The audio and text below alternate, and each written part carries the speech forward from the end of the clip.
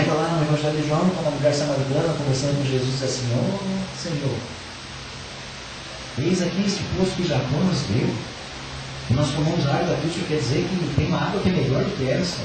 E Jesus disse assim para ela: "Olha, se você tomar da água que eu tenho para te dar, você nunca mais terá sede." Amadas, esse poço que eu falo para vocês hoje, esse local chamado Espírito Santo, essa manifestação do poder de Deus, esta pessoa, Espírito Santo, ela é infinita. Você nunca vai conseguir alcançar o fim.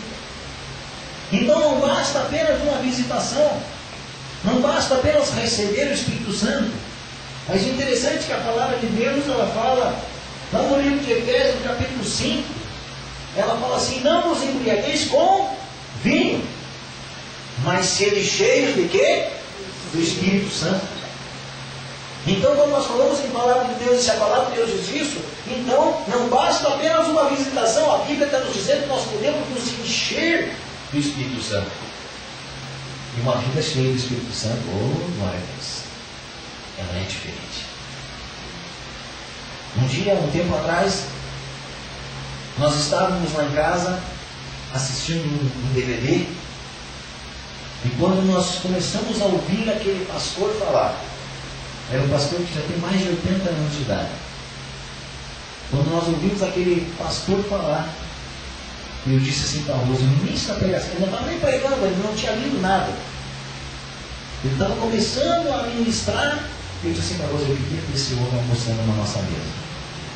Porque transbordava, pela televisão, você vendo aquilo, transbordava a presença do Espírito Santo naquele homem. E o homem era cheio do Espírito Santo. E depois, no desenrolar da pregação, nós fomos tendo a certeza daquilo que falávamos, que o homem era tremendamente cheio do Espírito Santo. E ser cheio do Espírito Santo, não é simplesmente você gritar, você falar em línguas, você andar como um bêbado, porque a Bíblia fala ali no livro de Atos que eles andavam ali como embriagados. Ser cheio do Espírito Santo é você ter na tua vida o fruto do Espírito Santo. A manifestação desse fruto. Domínio próprio, vulnerabilidade. Essas coisas que a Bíblia fala ali no livro de Gálatas, capítulo 5. Então nós podemos, amados, buscar o Espírito Santo. Nós podemos buscar um pouco mais, até sermos cheios do Espírito Santo. Mas eu quero dizer para você que ainda não está bom. Nós sermos somente cheios do Espírito Santo ainda não está bom. Mas como assim, pastor? Não está bom ser cheio do Espírito Santo? Não é a melhor coisa que pode ter na minha vida? É uma boa coisa você ser cheio do Espírito Santo, amado. Mas esse copo aqui, ele pode estar cheio de água, mas ele pode não servir para nada. Ele pode passar o culto inteiro cheio de água e eu não tomar a água com ele.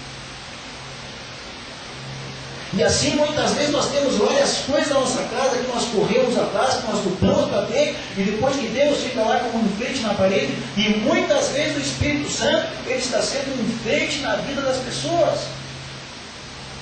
Eu gostaria que você abrisse a sua Bíblia no livro de Mateus. É onde eu quero falar um pouco mais nessa noite. No capítulo 4. Mateus capítulo 4. A partir do versículo 1. Ou melhor, o versículo 1. Diz assim ali em Mateus 4. A seguir, foi Jesus levado pelo Espírito ao deserto. Amém? O que aconteceu com Jesus? Foi levado ao deserto. Só se você sentir vontade, levanta a sua mão e peça para o Espírito levar você, conduzir a sua vida.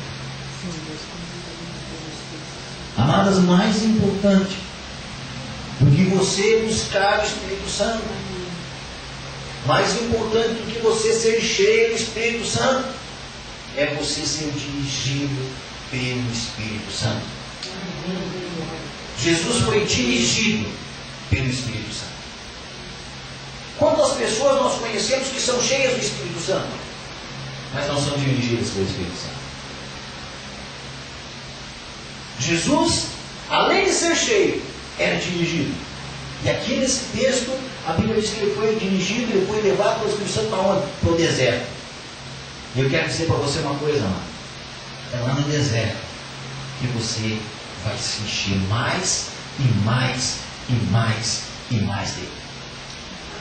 Você pode ter certeza de uma coisa, que o Espírito Santo, aonde ele te dirigir, para onde ele te dirigir, para onde ele te levar, é porque lá naquele lugar ele quer te encher. Por isso, não reclama. Nós vemos muitas vezes as pessoas murmurando das situações. Ai, pastor, mas está difícil. Ai, pastor, mas eu estou passando por um deserto. Jesus passou pelo deserto. Jesus foi para o deserto. E a Bíblia nos mostra claramente, lá no deserto, Deus trabalhou com Jesus. E ele derrotou quem? Satanás. Se você quer derrotar Satanás, se você quer vencer as batalhas que se apresentam a você, aceite ser dirigido pelo Espírito Santo. Ser dirigido por ele. Não somente ser cheio, não somente buscar. Muitas vezes a pessoa ela se engana, porque ela vai na igreja, muitas vezes ela navega no louvor, ela pula, ela dança, ela tem uma presença, uma emoção na sua vida, e ela acha que está bom. Outras vão um pouco além, recebem o toque do Espírito Santo e buscam mais, e jejuam, e vão para a busca, e se enchem do Espírito Santo. Mas o importante, amados, é não parar por aí. É você ser dirigido pelo Espírito Santo. Amém. Queridos, eu quero que você observe o que a Bíblia diz em João, capítulo 14, Evangelho de João, capítulo 14, versículo 12. Diz assim: em verdade vos digo, que aquele que crê em mim fará também as obras que eu faço, e outras maiores fará, porque eu vou para dentro do Pai. Olha, só vai conseguir fazer as obras do Pai, e outras ainda maiores, aqueles que aceitarem ser dirigidos pelo Espírito Santo. Porque eu posso ser cheio do Espírito Santo, mas não fazer obra nenhuma. Agora, quando eu aceitar ser dirigido pelo Espírito Santo, aí ele vai me levar a fazer as obras que ele quer. Isso é importante nós aprendermos. É nós aprendermos a colocar a nossa vida à disposição de Deus. A colocar a nossa vida e dizer: Deus, dirige a minha vida. Nós vemos Jesus aqui, que é o nosso exemplo maior, é o nosso Salvador.